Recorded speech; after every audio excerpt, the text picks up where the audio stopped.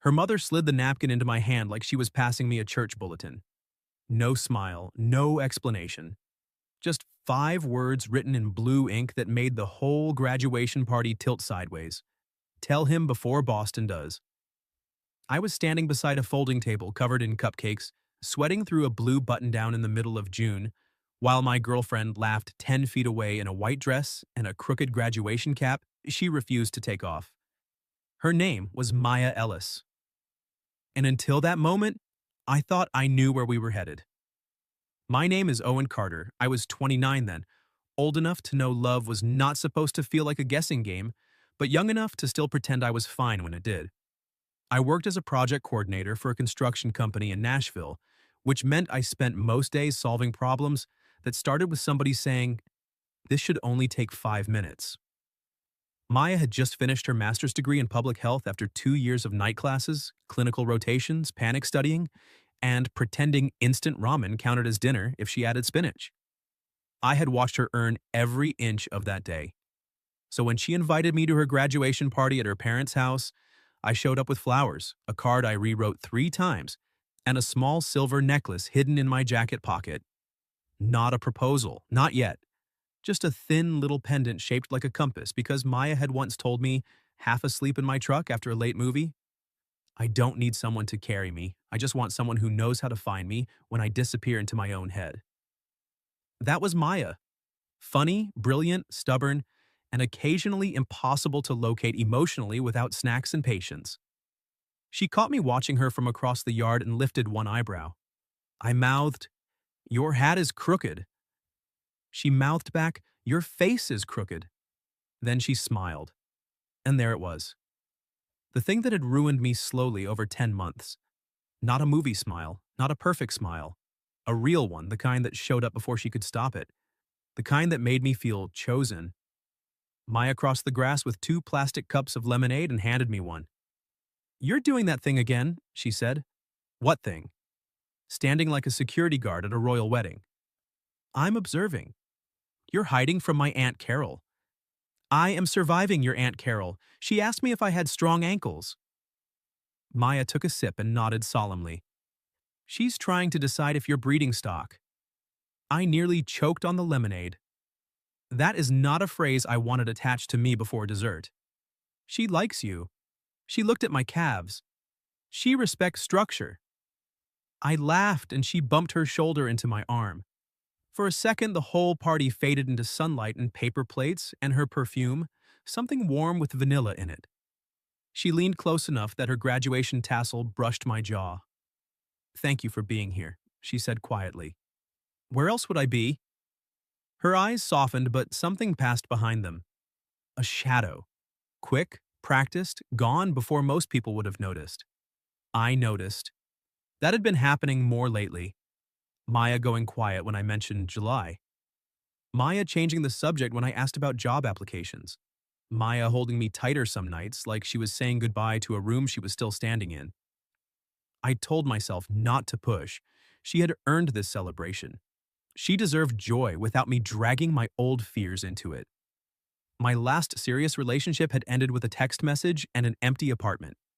My ex, Hannah, had packed while I was at work and left the key under a plant we had somehow kept alive longer than the relationship. Since then, I had a bad habit of studying silence like it was evidence. Maya knew that about me. She also knew I hated being managed, which is why the note felt like a match dropped into dry grass. Her mother, Denise, appeared beside me right after Maya got pulled away by one of her professors.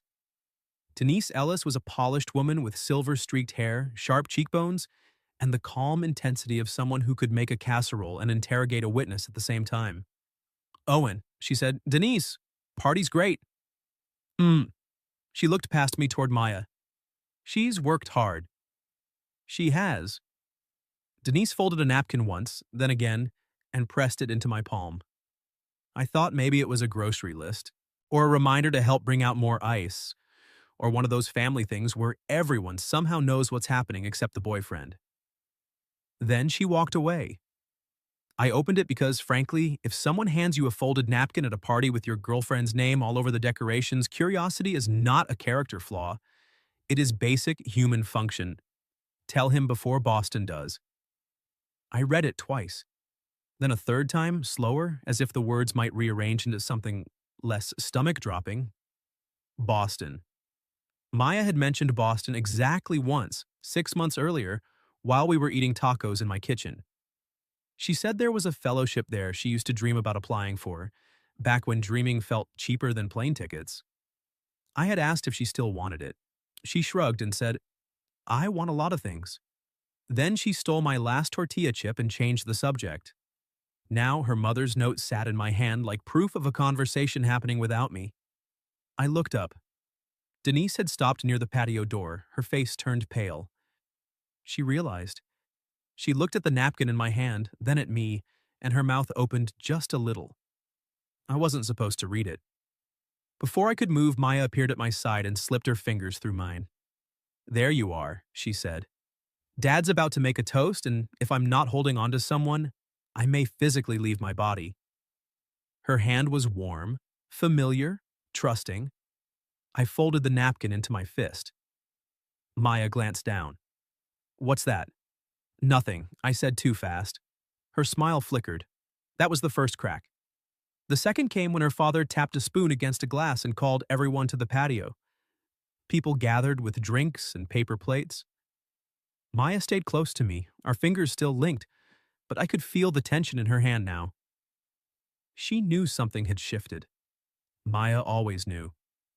Her father started talking about discipline and pride and how his little girl had once tried to vaccinate a stuffed rabbit with a mechanical pencil. Everyone laughed. Maya leaned toward me. You okay? I looked at her profile, at the loose curl stuck to her cheek, at the tiny gold studs in her ears, at the woman I was dangerously close to loving, in a way I had not admitted out loud yet. I wanted to ask her right there. I wanted to say, Boston, really? Were you waiting until after cake to mention another city? But her father's voice cracked as he said how proud he was, and Maya's eyes filled. And I hated myself for feeling hurt during one of the happiest moments of her life. So I squeezed her hand. She squeezed back. Then her father raised his glass. To Maya, he said, and to the incredible opportunity waiting for her next month. The yard went quiet for half a second. Not because everyone was surprised, because I was. Her father's glass stayed in the air. Maya's fingers went still inside mine. That was how I knew, not by her face. Maya had a face for emergencies, smooth, composed, almost bored. I had seen it when her car got sideswiped in a grocery store parking lot. I had seen it when a professor lost half her final project and blamed her. I had seen it when the restaurant gave her cilantro after she had said, clearly and repeatedly, that cilantro tasted like soap and betrayal. But her hand gave her away. It didn't pull from mine, it froze. To Boston, her father continued, smiling like he hadn't just kicked open a locked door.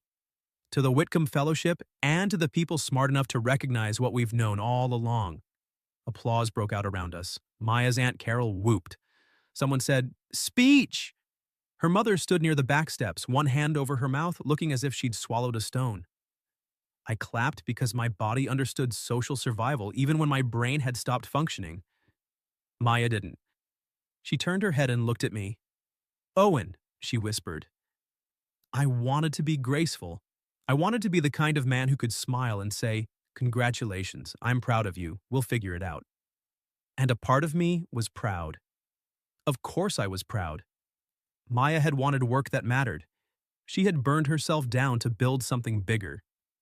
If Boston had seen her the way I saw her, brilliant, relentless, impossible to ignore, then they had good taste. But the other part of me was standing in a backyard full of strangers, holding a secret I had learned from a napkin. "Congratulations," I said. The word came out flat. Her eyes flinched. That hurt worse than the note.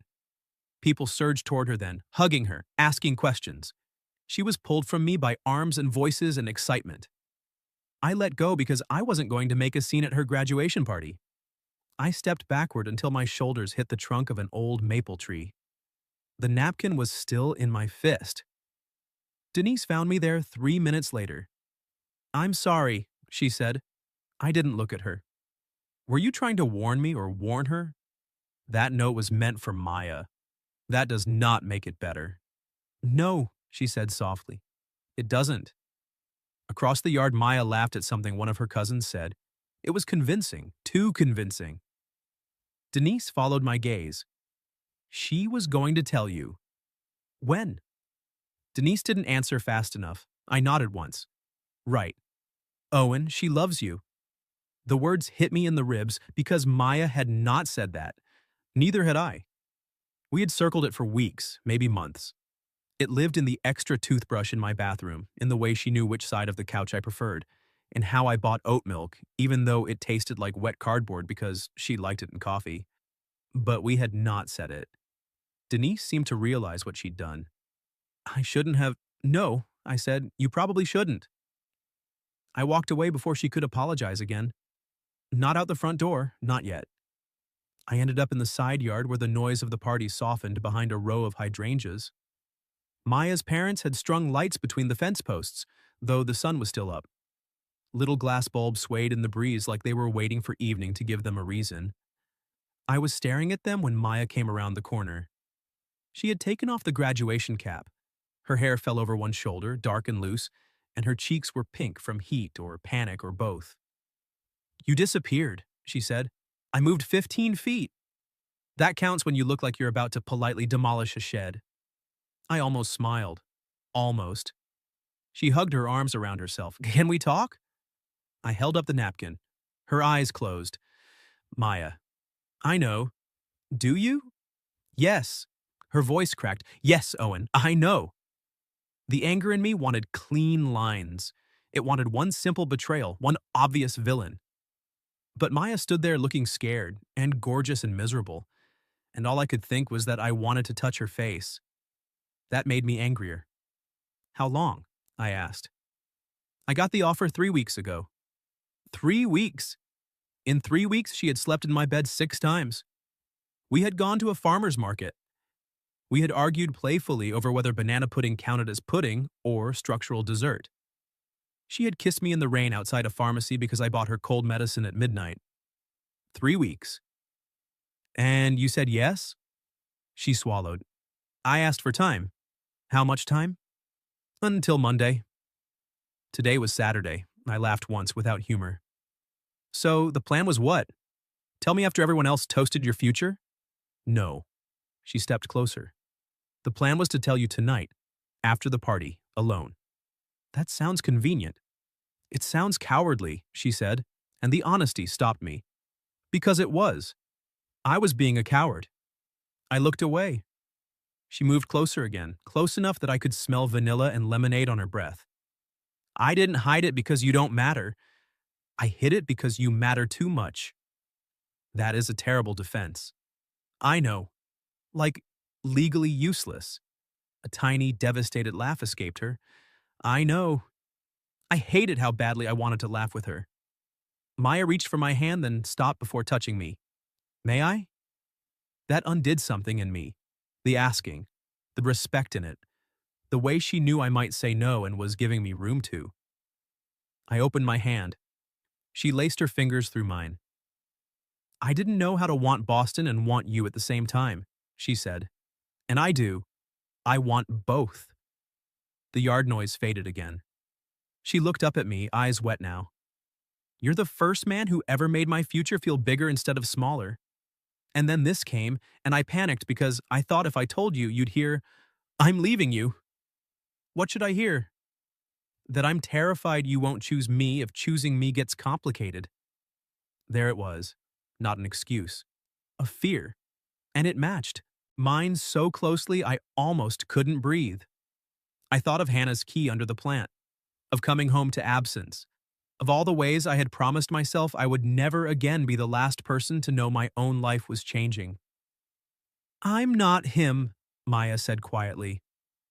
I blinked. She squeezed my hand. Whoever taught you that love means getting blindsided. I'm not her. But today I acted like I was, and I'm sorry. My throat tightened. You should have told me, I said. I know. I would have been proud of you. I know. And scared. I know that too. I looked at her then, really looked, The dress, the trembling mouth, the woman who could have defended herself but chose to stand in front of me with the truth instead. "I am proud of you," I said. Her face crumpled a little. I pulled her into my arms before I could overthink it. She came willingly, fiercely, wrapping both arms around my waist and pressing her forehead to my chest. I held her there in the side yard while her family celebrated 10 yards away. "I'm still mad," I murmured into her hair. "I'd be worried if you weren't." "You're not allowed to be funny when I'm wounded." "I'm sorry, I'll be dull and repentant." "Impossible, you're wearing honors cords." She laughed against my shirt and I felt it all the way through me. Then she lifted her face. For one suspended second, we just looked at each other, hurt still between us. Fear, too, but also something warmer. Older than the fight and stronger than the secret. Maya touched my jaw. "Please don't leave before we finish talking." "I won't." Her thumb brushed my cheek. "Promise?" I nodded. "I promise." She kissed me then. Not a party kiss, not a quick public peck. A quiet, trembling kiss full of apology and need, her fingers curling into my shirt as if I were something she refused to let the tide take. I kissed her back because I was angry, yes, but I was also hers in ways I had been pretending were casual. When we broke apart, she rested her forehead against mine. "I love you," she whispered. The words landed softly. Still, they changed everything. Before I could answer, her phone buzzed in her hand. She glanced down and the color drained from her face. The screen showed one message from an unknown Boston number. "Congratulations again, Maya. Can't wait to see you Monday. Don't bring him." For a second, neither of us moved. The party kept going without us. Laughter over the fence, ice clinking in plastic cups, someone begging Maya's father not to tell the stuffed rabbit story again. But in the side yard, Maya's phone might as well have been a flare. "Don't bring him." I looked from the screen to her face. "Who is that?" "I don't know." Her voice was too quick. "Maya." She pulled her phone closer to her chest, not hiding it exactly, but protecting herself from the weight of it. "I mean, I don't know the number." "That's not what I asked." She shut her eyes. "His name is Callum Reeves." There are moments when jealousy arrives like a cartoon villain, all ridiculous cape and mustache. This wasn't that. This was colder, quieter. "Callum," I repeated. "He's not—" She stopped and started again. "He was in my undergrad program. We dated for a while." "How long is a while?" "A year." I nodded, like that didn't punch a neat hole through my chest. "He works with the Whitcomb Fellowship now," she said. "Not as my supervisor. More like alumni relations, recruitment, donor events. He's the person who called to tell me I was a finalist." "And he knows about me?" Her mouth twisted. "Unfortunately, yes." "Why unfortunately?" "Because Callum has a talent for making every room feel like a chessboard and every person feel like a piece he can move." I looked down at the message again. The words sat there smug and intimate. "Congratulations again, Maya. Can't wait to see you Monday. Don't bring him." I hated him immediately, which was satisfying but unhelpful. Maya touched my wrist. "Owen, look at me." I did. I didn't hide Boston because of him. "Okay. You don't believe me." "I'm trying to." "That's fair." Her fingers slid down until they found mine again. "He's part of why I panicked, but not in the way you're thinking." "What way am I thinking?" "That I still have feelings for him." I said nothing. Her eyes sharpened. "I don't." The certainty in her voice mattered. It didn't fix everything, but it gave me somewhere to stand. She took a breath. "Callum was charming at first. The kind of charming that makes you feel like being chosen by him proves something about you. Then slowly, everything became a test. My clothes were too loud. My laugh was too much. My goals were adorable until they inconvenienced him. My anger shifted shape. "I was 21, she said. "I thought love meant becoming easier to approve of." The words hurt because I could see it. Maya dimmed, edited, softened at the edges for a man who liked owning the light. "He told me public health was noble but small," she continued. "When I got into grad school, he said I'd probably quit after one semester because I liked praise more than work." I let out a breath. He sounds like a disease with good hair. Maya blinked. Then she laughed. It came out broken at first, then real, and the sound loosened the knot in my chest. She covered her mouth, shaking her head. I'm sorry, I said. Was that too medical? No, it was extremely accurate. She wiped under one eye. And petty, I enjoyed it. I contain multitudes. You contain jealous construction manager energy. Coordinator. Jealous coordinator energy. I am not jealous. Owen. I am appropriately hostile. Her smile faded into something tender. She stepped closer until the tips of her shoes touched mine. You're allowed to be jealous, just don't decide who I am because of who he was. That landed, not gently. I had been doing exactly that. Taking Hannah's leaving, Callum's message, Maya's silence, and stacking them into one ugly tower. I'm sorry, I said. She looked surprised. I'm mad that you didn't tell me, I continued, but I don't want to punish you for being scared. Her fingers tightened around mine. And I don't want to stand here pretending I'm above jealousy when some guy named Callum just texted you like a villain in loafers. Her mouth curved. He does wear loafers. Of course he does. Maya leaned forward and rested her forehead against my chest again, this time not hiding, choosing. I love you, she whispered, like she was reminding me. My heart turned over. I had left her words hanging when the text came in. I knew it. She knew it. The whole side yard seemed to know it. I cupped the back of her head and bent my mouth near her ear. I love you too. She went still. Then she pulled back just enough to look at me. Her eyes were wide, wet, furious with hope. Don't say that because I'm crying in a hydrangea alley. I'm saying it because I've been carrying a compass necklace in my jacket all afternoon, and acting like that was a normal friend-level purchase. Her lips parted. You bought me a necklace? It was supposed to be after cake. Very romantic. No ex-boyfriend cameo, minimal loafers. Maya laughed again, but this time it folded into a sob. Owen. I reached into my jacket pocket and took out the small box. The corner had dented slightly from being crushed against my ribs, but the necklace inside was fine. When I opened it, the little silver compass caught the late sun. Her hand flew to her mouth. You once said you didn't need someone to carry you, I told her. Just someone who could find you.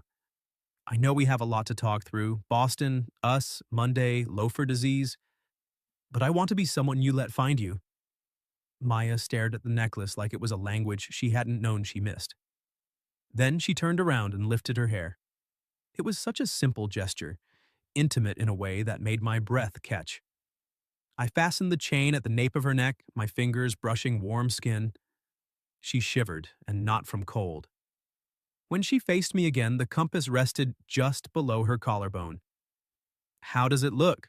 She asked softly. Like trouble. Her eyes sparkled. Good trouble. The kind I'd follow to Massachusetts if we talked about it first. The smile she gave me was small and stunned. You'd consider that? I'd consider a lot of things for the woman I love. But I need to be invited into the decision, Maya, not informed after the toast. I know. She placed her palm over the compass. No more managing you. No more disappearing. I'll still disappear into my own head sometimes. I brought snacks. She rose onto her toes and kissed me, slow and sweet, her hands sliding up my chest. I kissed her back with the kind of relief that felt almost dangerous. We were not fixed, but we were facing the same direction. When we finally returned to the party, our hands were linked. Denise saw the necklace first, then our faces. Something like relief crossed hers. Maya's father approached with 2 cupcakes. There she is, Boston's favorite graduate. Maya's grip tightened, but this time she didn't freeze. Dad, she said, please stop announcing my life before I've finished living it. He blinked. I was just proud. I know, but Owen should have heard it from me. Her father looked at me, then at our joined hands. I made a mess. A little, I said. Maya nudged me. Diplomatic. I'm growing. Her father sighed. I'm sorry, son. The apology was awkward but sincere. I accepted it because Maya was watching, and because love, I was learning, required letting people repair things badly at first. We made it through the next hour. Cake, photos. Aunt Carol confirming my ankles were acceptable. Maya stayed beside me, not glued there, not performing, just returning to me between conversations with little touches. Fingers at my elbow, a smile across the yard, her thumb brushing the inside of my wrist. Each one said, "I'm here." Each one helped me believe it. Near dusk, we slipped onto the front porch with 2 slices of cake balanced on paper plates. It felt almost like a date if dates came with relatives peering through curtains. Maya stole frosting from my slice with her fork. "You have your own," I said. "Yours tastes less guilty." "That's not science." "I have a master's degree now. Everything I say is science." I fed her a bite from my plate and she closed her eyes dramatically. "Peer-reviewed," she said. I laughed and she leaned her shoulder against mine. For a few minutes, Boston was just a city. Monday was just a day. The future was not solved, but it was no longer a locked room. Then Maya's phone buzzed again. She didn't hide it. She set it on the porch step between us so we both could see. Another message from the unknown number. "If he knows, the offer gets complicated. Call me before you ruin this." Maya stared at the phone for a long moment. Then she picked up her fork and took another bite of my cake. I blinked. "That's your response?" "I'm calibrating." "With frosting?" "Sugar is a strategic resource." She looked calm, but her knee pressed against mine under the porch swing, tense and trembling. I covered it with my hand. Maya looked down at my fingers on her leg, then up at me.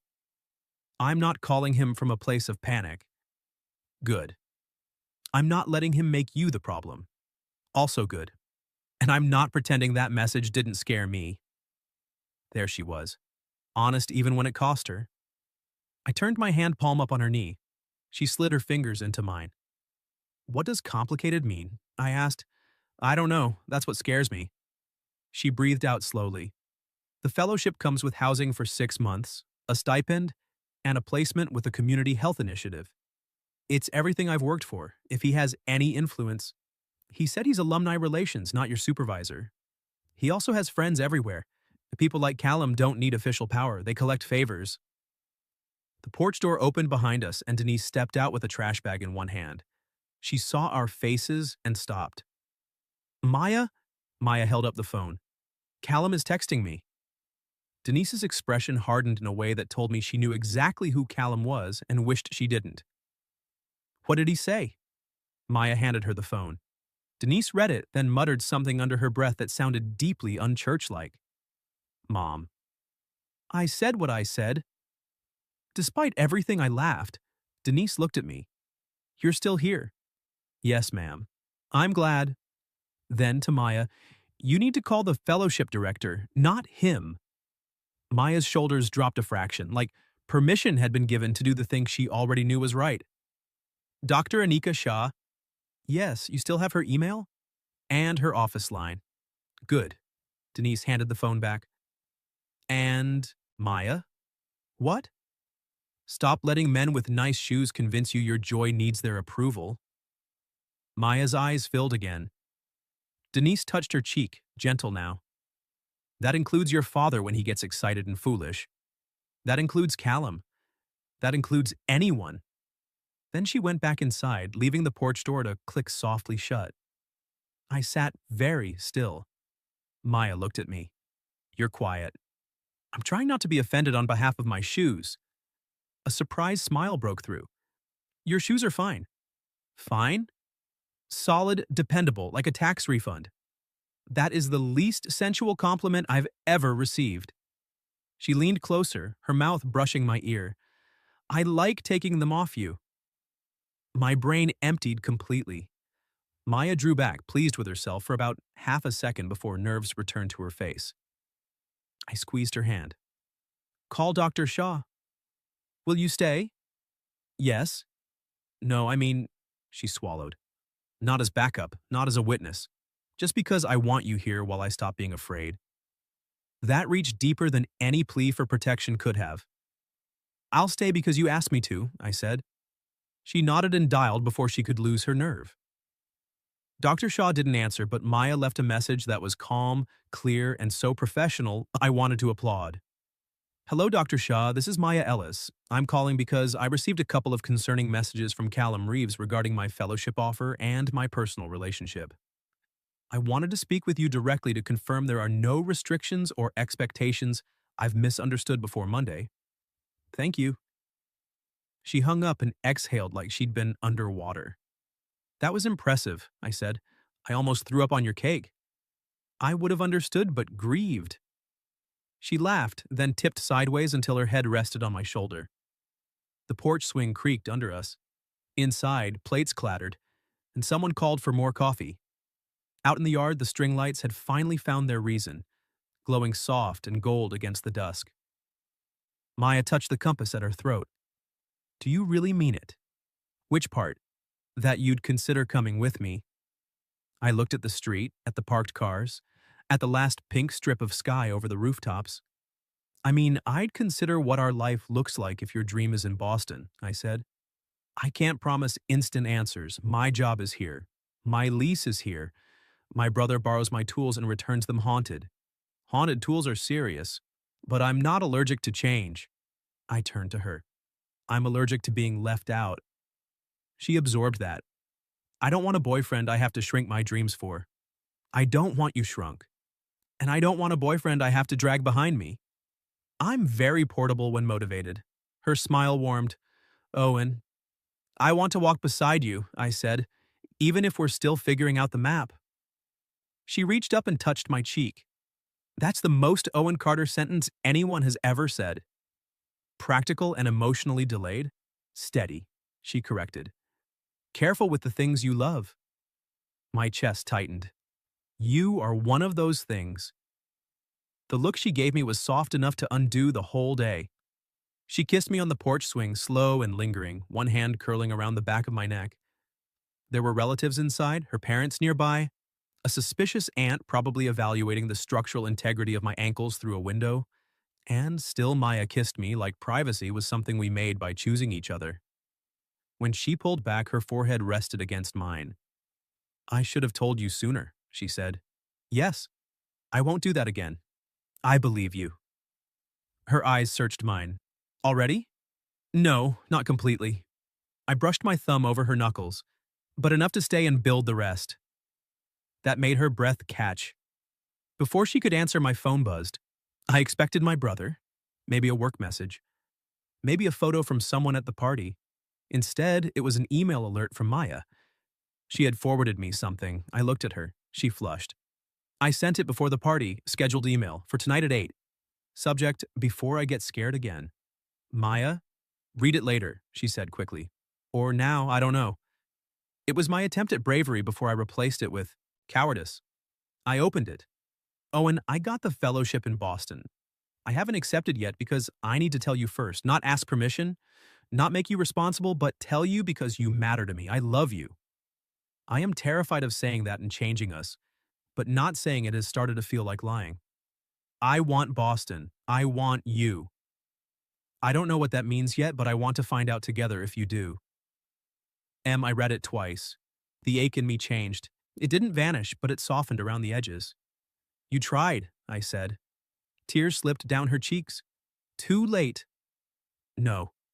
I folded her into me, my mouth against her hair. Messy, but not too late.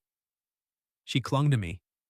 For the first time all day, I let myself believe we might make it through this not by avoiding hurt, but by telling the truth faster than fear could rewrite it. Inside, Maya's father began another toast despite widespread protest. Maya laughed wetly against my shirt. If he announces anything else, tackle him. Romantically? Heroically. I was told protection isn't enough. She pulled back, confused. What? Nothing. Inside joke with the universe. Her phone rang then, vibrating hard on the porch step. Dr. Anika Shah. Maya looked at me. I handed her the phone and kissed her once, gently. Together, she answered, voice steady. By the time she hung up, her face had gone unreadable again. What? I asked. Maya stared down at the compass necklace. Dr. Shaw wants us both in Boston Monday morning. Both of us? I said. Maya nodded, phone still in her hand. Dr. Shaw said Callum's messages were inappropriate. She wants to speak with me in person before orientation, and she said, if he's trying to make my relationship sound like a conflict, she'd rather meet the relationship. I stared at her. I'm the relationship? You are very relational. I don't know if I packed for being a noun. Maya laughed, but her eyes were scared. So I stopped joking and took her hand. Do you want me there? Yes. No hesitation. Not because I need you to fight him, because I want you beside me when I choose my own life. That answer settled everything in me. Then I'll be there. Her lips parted. Just like that? Not just like that. I'm going to panic buy travel toothpaste and overthink rental cars for 36 hours, but yes. She launched herself at me so fast the porch swing slammed backward. I caught her around the waist, laughing into her hair while she held on. I love you, she said. I love you too. This time the words didn't feel like a cliff. They felt like a bridge. Monday morning, we walked into the Whitcomb Foundation building in Boston together. Callum Reeves was exactly what I expected. Expensive haircut, soft loafers, smile polished smooth enough to slide off. He saw Maya first, then me, then the compass necklace at her throat. His smile thinned. Maya, you brought him. Maya's hand found mine, but she didn't hide behind it. I brought Owen, she said, because he's part of my life, not part of my application. Callum's gaze flicked to me. This opportunity requires focus.